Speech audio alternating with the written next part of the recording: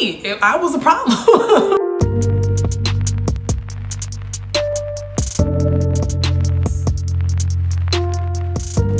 Good morning, good afternoon. Hope you are all doing well today. So I wanted to be a little bit vulnerable with y'all and kind of talk about my experience, what I dealt with after giving my life to Christ, and what I struggled with and what the enemy knew I struggled with. So, like a lot of women and a lot of girls in this world, we've always just idolized marriage.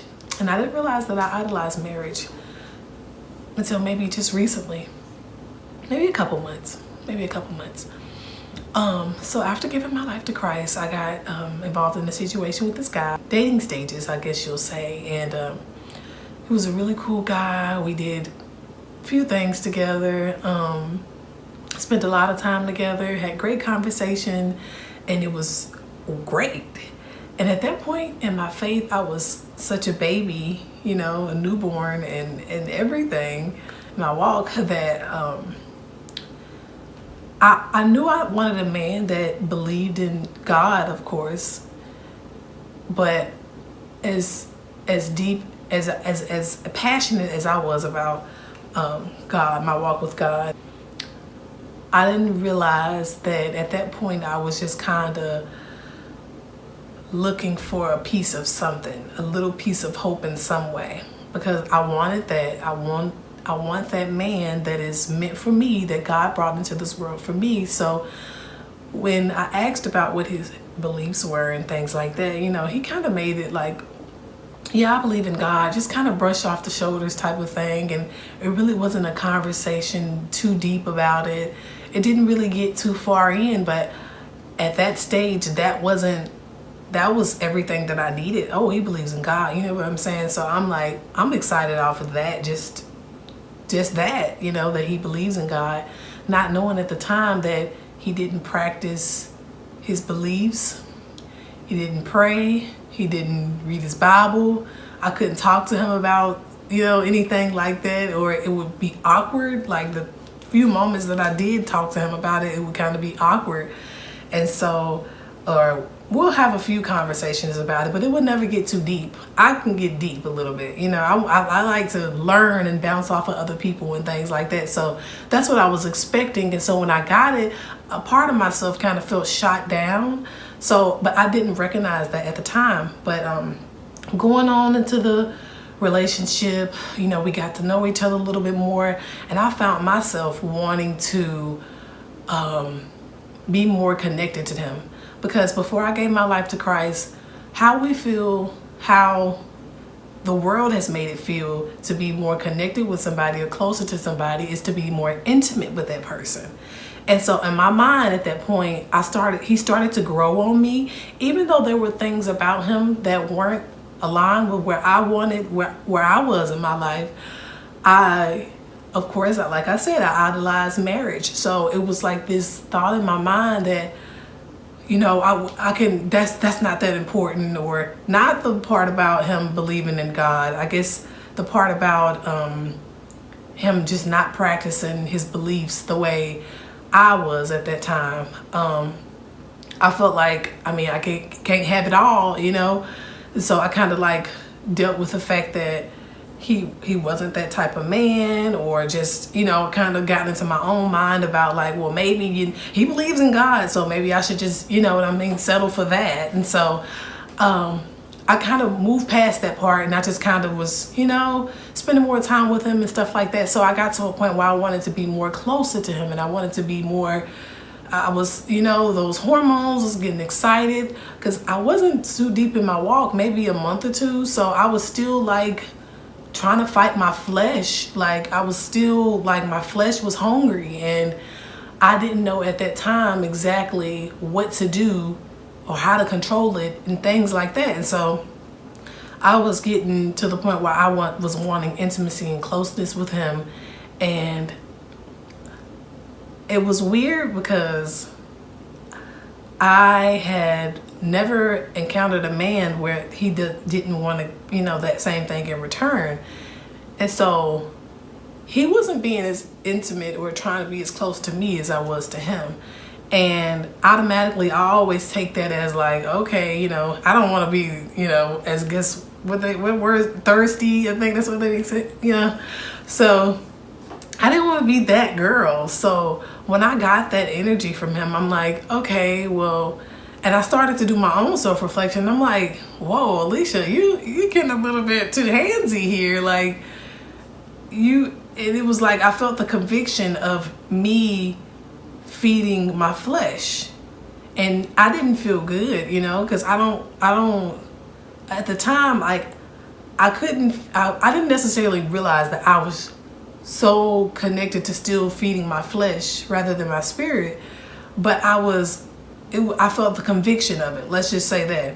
And so I dealt with that situation, and long story short, we basically ended up, ending that situation, and no bad blood. It just, we were in two different lanes as far as like, I, of course, wanted to get married. I want to get married, and he was just somebody that was kind of like floating around out here. You got a lot of floaters out here just trying to, I don't know what I want. Okay, well, get up off of me then. Get it back up off of me, okay? So anyway, after that, I'm just living my life, doing whatever I do, and taking care of my kids, and just really trying to stay focused, because, once you get yourself out of a situation, you start doing a lot of self-reflection and realizing like what you did and how you moved, and what that was the moment that I felt like, wow, you were literally so focused on feeding your flesh that it was like, I don't care. Y'all can forget the fact that he doesn't practice beliefs. Yeah, he said he believed in God. That's all I need to know. In my mind, I'm like, it did feel good to just have that comfort and just be able to talk to somebody and things like that. And that's where the enemy can get you at too. He'll make you feel real good and comfortable with somebody, and then boom, But it surprised me because it actually came from me this time. I'm used to it being the other way around. Like from a man's standpoint, like most likely they want to, try to be all of it in a woman's face, but it was me. I was the problem. So anyway, with that situation happened, I just, talked to that for what it was. And I just kind of want to take my own time to just, figure out things and kind of just, get deeper into my faith and my walk, and praying and talking to God, and read my Bible, and just, strengthening my spirit to prepare myself, and just like taking away the idolizing marriage and things like that. Things that I know, I shouldn't be doing. The more you're in your Bible and in your faith, you learn what you should and should not do.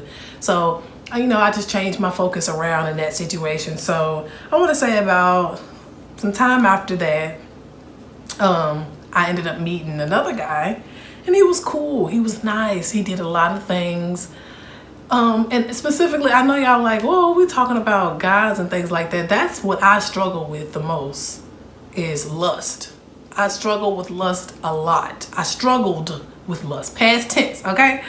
But anyway, that's what I struggle with the most. And I know there's somebody out there that understands, that's something that they struggle with as well. So if I can reach an audience that understands that's my struggle. So if we share the same struggle, leave a comment down there, and let's talk about it. Let's, share your testimony on how God helped you overcome lust, and let's chat about it. Let's talk. So some time after that, I ended up talking to another guy, and things was great. He seemed like a very strong, level-headed man, very hardworking man. And I've always liked that hardworking man, that use your hands type of man and stuff like that. And so I'm like, yeah, that's a point right there, So just the more we started to talk, he would, take me nice restaurants. It was real nice, you know what I'm saying? Like, I've never really experienced anything where a man was just to, go out of his way to just make me happy. And I just thought that was the sweetest thing. And then so, of course, when that comes in, you kind of start to like, over time, the attachment grows on you, and, although at that time I was so strong in my spirit had grew so strong that I stayed in my word. I stayed close to God throughout that whole time. So even though I had these feelings of like, man, I'm starting to like this man and stuff like that, I stayed grounded. God allowed me to stay grounded. He didn't let me, start wandering off and thinking and feeling these different things. Although I had moments where I did, but it was a stop to it. God was like, nah, we ain't doing that. And I would just, during that time, of course, I'm still, reading my Bible, staying in prayer, talking to God, worshiping, going to church, doing everything I need to do. I'm not going to let anybody steer me off track. Like, I know that, that's just it's not going to cut it for me anymore. Like, no matter who comes and goes throughout my life, God is who going to stay with me for the rest of my life, past my life, eternity. I ain't trying to lose that, okay? I can lose you, and you. But one thing I ain't finna lose is my relationship with God, period. And so, yeah, it started to get kind of like close to, deeper into the relationship. Started to kind of feel the same feeling that I felt, in the previous situation. And, but I was grounded. So even though I felt the way I did, I didn't act on it. I didn't speak about it. I just, I'm just like, whatever, this too shall pass. This is just something that since I'm not that far into my walk with God, I know that the flesh is still desiring to be fed. So if you can fight that off, then do so, pray about it, talk to God, and he will deliver you from that. He absolutely will. He will help you increase your discernment so that you are able to see through anything that you know and that you need to know. And so that happened, and he became the person that was more so in this lustful mind state, kind of making sexual comments and things like that to me. And it's so crazy how it flipped from that situation to the other. That in the last situation, I'm like, it was me, and then this situation, it was him. And I thought that when it got to that point that I would kind of like, if he were to start kind of thinking about sexual, things and stuff like that, because my flesh wanted to be fed in some kind of way, that I thought I would get like a little bit like excited about being able to, him being sexually turned on by me. But it made, when God shows you things, it's really like, so basically all he want to do is have sex with you. I mean, not all he wants to do. Basically, he's just putting out there that I would have sex with you. What's exciting about that? What about that makes you feel special to him? Is the fact that, oh yeah, making these comments about, basically I'll have sex with you. I definitely will. That doesn't flatter me. I mean, I'm pretty sure I know a lot of people that would have sex with me. That's the mind that's the discernment that God gives you when like the flesh is talking to the spirit, So his flesh was talking to my spirit. So I'm like, you just see everything. Like God gives you the eyes to see, the ears to hear, and you hear and see it all. So it's just like, okay. Now normally back in my day, somebody said something like that and I'm like, oh, I'm excited about that. Not thinking in my mind that, so it flatters you that he wants to have sex with you? Okay. It was the complete opposite. But like, just this time it was just like, I knew that I was growing in my faith. I was growing in my walk with God, and it was just like so powerful. It was so powerful to me. And I was so proud of myself just being able to like stay grounded in my spirit. Like, it's really like true, and you need to, of course, strengthen up your spirit before you come around. And that's not even necessarily just for just sexual situations as well. That's like, if you're going around a group of friends or family that is still into these worldly things, please be sure to strengthen up your spirit, because you can easily fall back in when it comes down to the flesh. Because if you think about it, our flesh has been fed since the day that we were born. We were all born into sin. So our flesh is going to desire the worldly things that are already out here.